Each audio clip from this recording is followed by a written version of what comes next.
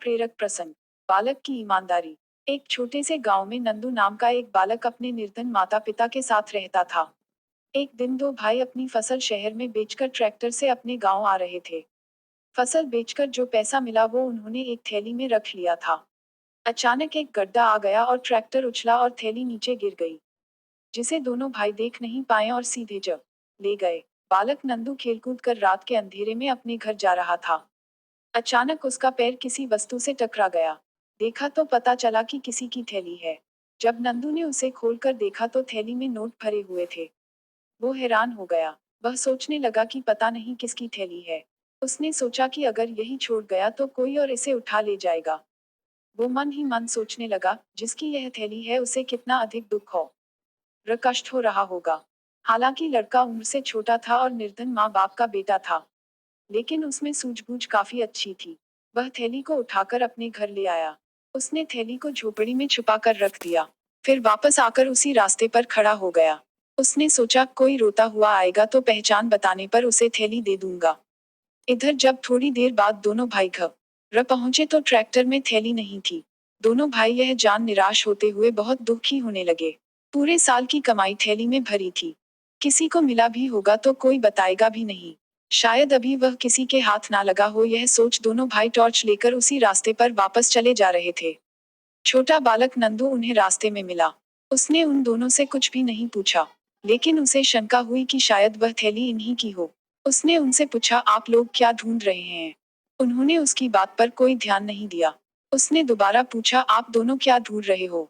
उन्होंने कहा, अरे कुछ भी ढूंढ रहे हैं, तू जा, तुझे क्या मतलब? दोनों आगे बढ़ते जा रहे थे। नंदू उनके पीछे चलने लगा। वो समझ गया था कि नोटों वाली थैली संभवतः इन्हीं की ही है। उसने तीसरी बार फिर पूछा तो चिल्लाकर एक भाई ने कहा, अरे चुप हो जा और हमें अपना काम करने दे। दिमाग को और खराब ना कर। अब नंदू को पूरा विश्वास हो गया कि वे थैली अवश्य ही इन्हीं की ही है। उसने फिर छा आपकी थैली खो गई है क्या? दोनों भाई एकदम रुक गए और बोले, हाँ। नंदू बोला, पहले थैली की पहचान बताए।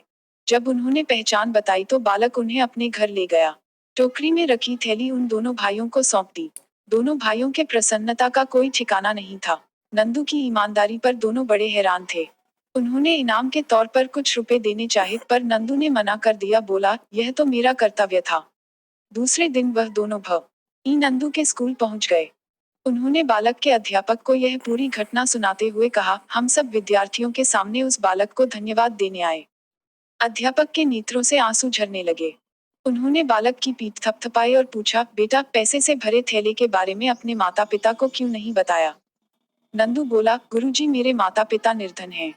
कदाचित उनका मन बदल जाता तो हो सकता है रुपयों को देखकर उसे लौटाने नहीं देते और यह दोनों भाई बहुत निराश हो जाते। यह सोच मैंने घर वालों को थैली के बारे में कुछ भी नहीं बताया। सभी ने नंदू की बड़ी प्रशंसा की और कहा, बेटा धन्यवाद। गरीब होकर भी तूने ईमानदारी को नहीं छोड़ा। एस्टरिस्क शिक्षा एस्टरिस्क। इस प्रसंग का सार यही है कि सबसे बड़ा गुण ईमानदारी का है।